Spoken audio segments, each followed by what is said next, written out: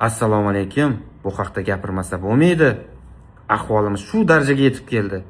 100 yil oldingi qilingan fitna-yu mana shunaqa xatolar yana bizni boshimizda aylanyapti. Bu safar sportchilar yordamida ayrim sportchi deb hisoblayotgan insonlarimiz o'zlarining harakatlariga bugun o'zlari mas'uliyat bilan javob bera olmayapti. Masxarabozlikka aylanib ketdi ayrim holatlarda. Mana kuni kecha Toshkentda, non shahri bo'lgan Toshkentda Humo Arenada mana musobaqa bo'ldi. Umrimda birinchi marta boshdan oyoq ko'rdim mana shuni. O'ziga yarasha o'yin bo'ldi. Gap yo'q, kimdir yutqizdi, kimdir o'ziga yarasha saboq oldi harakatlari uchun. Lekin bu o'sha hayot, bu sport, bu kurash shunaqa. Lekin u kurash, sport ana o'sha maydonda bo'lishi kerak. Lekin ayrim bizni mas'uliyatsiz bo'lgan sportchi deb o'zini hisoblab yurganlarni harakatini oqibatida maydon qolib internetga ko'chib ketdi bu janglar. Internetda masxarabozlik darajasiga olib chiqildi va alal oqibat millionlab, minglab tubi bir bo'lgan turkiy bizni qavmi qardosh xalqlarimiz bir-birini go'shini yeyapti. Mana bu katta fitna. 100 yil oldin bizni qanday fitna qilib parcha-parcha qilib tashagan bo'lsa, xuddi yana shu yo'ldan ketyapti. Bu kimga kerak?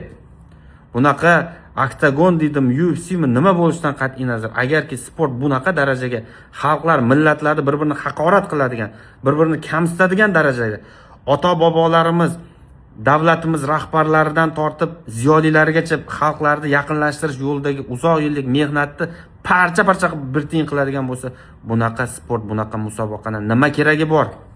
Bu oktagonmi, boshqami, bu nima, bu fitna maydoniga aylanib ketdimi?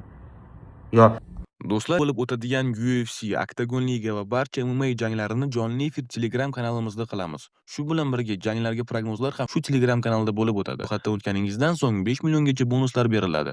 Описаниедagi Telegram kanalimizga o'tib olamiz. Barcha jonli efir janglari shu yerda. Fitna maydoniga aylantirishyaptimi buni? Hurmatli sportchilar, men barcha mana shu qardosh xalqlardagi sportchilarga aytmoqchiman. Hurmatli bovurlar, anilarim, ag'alarim, hammaga aytmoqchi bo'lganimiz, ayirmachilik qilmaylik, millatchilik qilmaylik. Ayrilganni ayiraga deydi, bo'linganni bo'ri.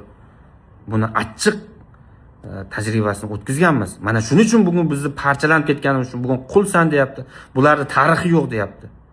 Sizlar ularni tegirmoniga suv quyyapsizlar. Ana shuni kutganlardi. Hamma ustimizdan kulyapti. Ammo bular bir-birini go'shini yeyapti deb. Kerakmi shu? Hurmatli sportchilar, professional bo'ling. Jangda o'sha ringda o'tkazing bo'ldi. Bunaqa mas'uliyatsizlik qilishga hech kimning haqqi yo'q. Xalqlarni, millatlarni bir-biriga urushtirib qo'yishga. Bu sport emas. Ularning ota-onalariga ham iltimosimiz, qarang, bir o'ylab ko'ring, nima qilishyapti bular. Bir bo'laylik, boshqa xato qilmaylik endi.